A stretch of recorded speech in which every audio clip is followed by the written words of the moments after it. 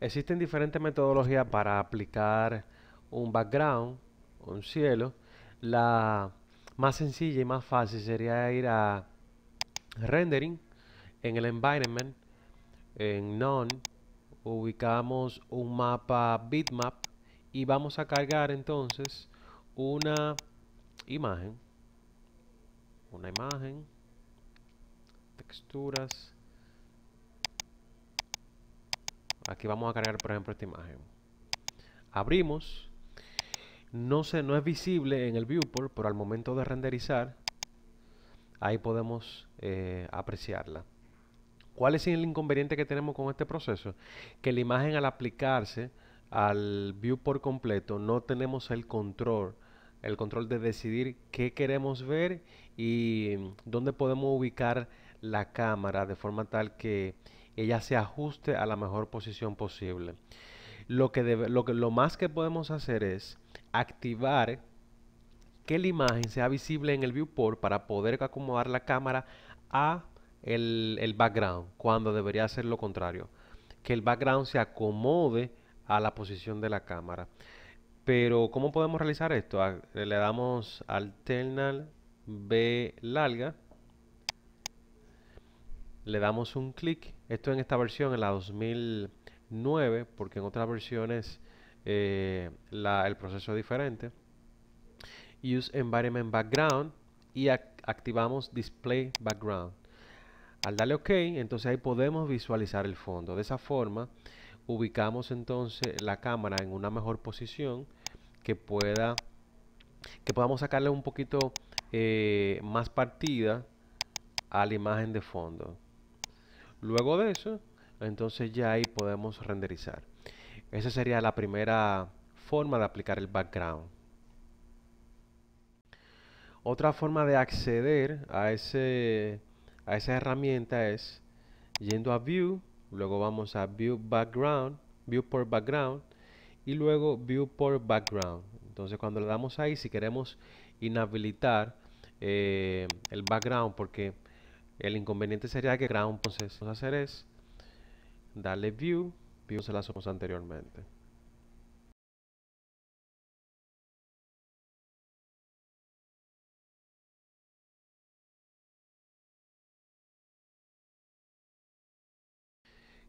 ¿Cuáles son los contras de este proceso? Que lamentablemente cuando nosotros tenemos el background para una vista simple sería más que suficiente, pero en el momento de que queramos hacer animaciones, eh, recorridos, no vamos a poder hacerlo porque imagínense que este sea el recorrido.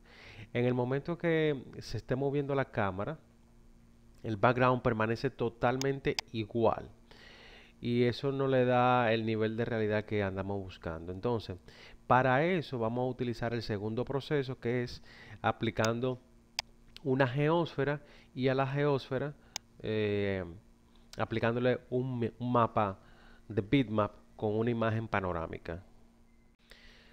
Entonces, imaginemos, ¿no?, que ese es el edificio. La idea es crear una geometría eh, y un tipo de geometría llamada geósfera. Es como si fuera una esfera. La idea es abarcar lo más que podamos el proyecto.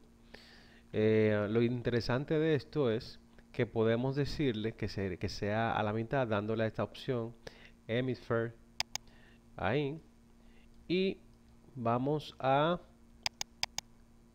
colocar una cámara provisional en la parte de adentro para poder visualizar el objeto. Una cámara estándar, vamos a ponerle básicamente 35 milímetros, accedemos a la cámara y aquí vamos a visualizarlo un poco. Ok, esta es mi esfera. Al seleccionarla la bajamos un poco porque está interfiriendo con la textura del plano inferior. Y aquí, por ejemplo, vamos a renderizar. ¿Qué va a suceder? Bueno, básicamente lo que se ve es la, el terreno teñido con el color que tiene actualmente la esfera, que es verde.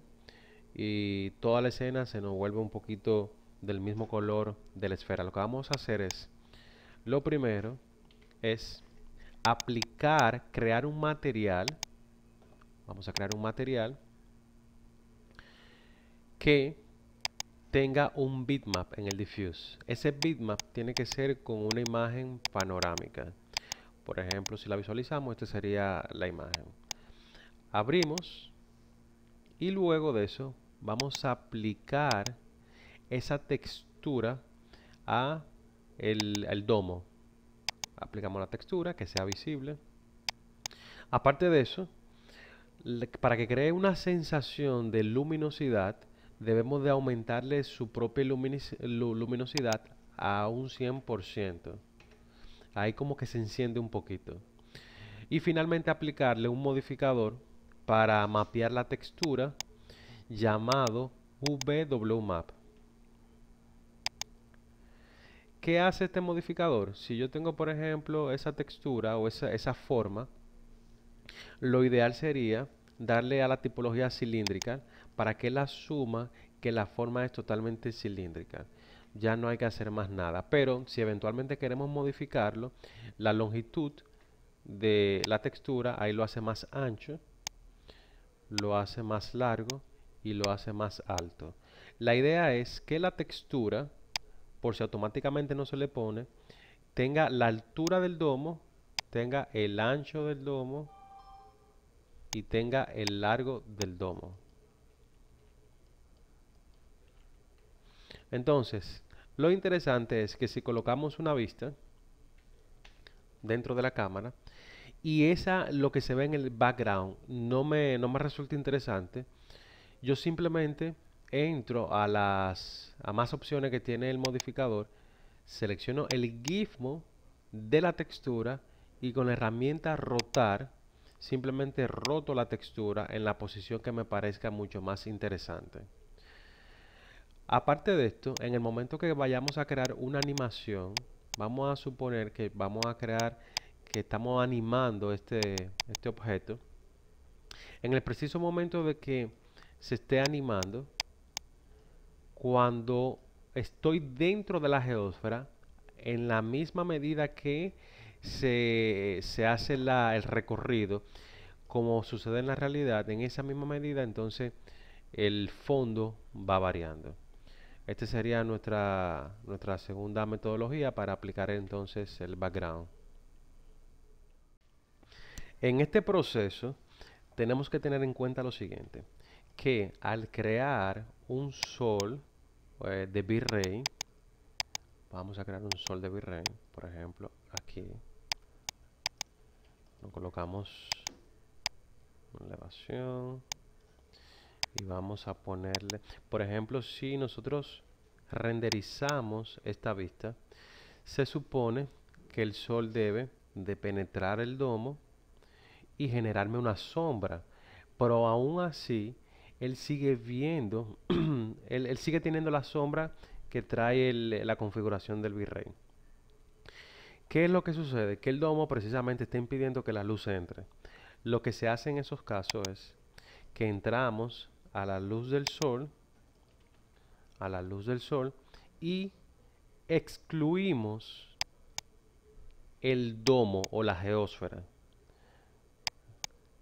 Al llevarla a la columna derecha, le estamos diciendo al sol, obvia que ahí existe una geósfera.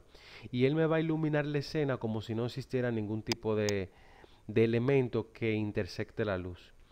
Ahora, la iluminación debe de realizarse como si el domo no existiera. Vamos a ver la diferencia. Ahí me está generando entonces una iluminación que anteriormente no la teníamos.